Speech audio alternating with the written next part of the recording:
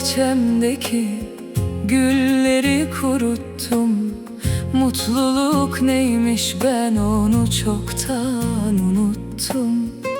Bugün de kalbimi bak sensiz uyuttum. Baktım gökyüzündeki en beyaz buluttum. Verdiğin sözleri ne çabuk unuttun. Boyuna posuna kurbanım deyip dururdun.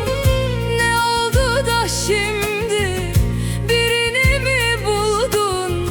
Aklında bulunsun, sen sıradan bir kulsun. Kapansın gözlerim, açılmasın yeter. Her yanım darmadağın, perişanım beter. Dokunmayın bana, içimde var keder. İçimdeki düşünceler eder beni keder.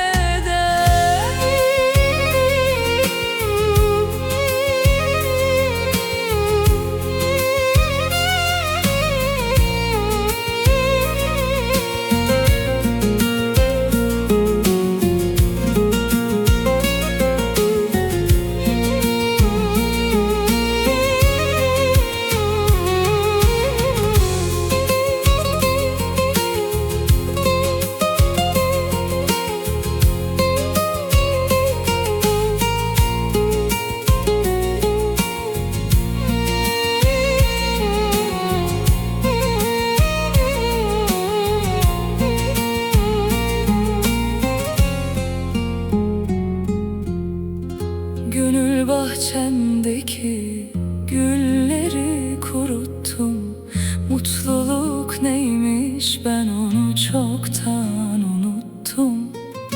Bugün de kalbimi bak sensiz uyuttum. Baktım gökyüzümdeki en beyaz buluttum.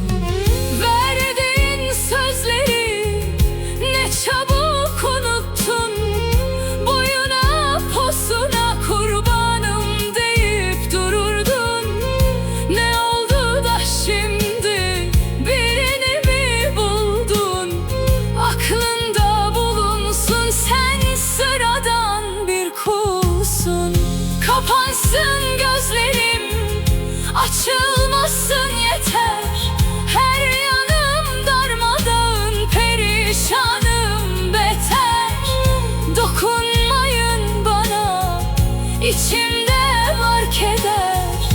İçimdeki düşün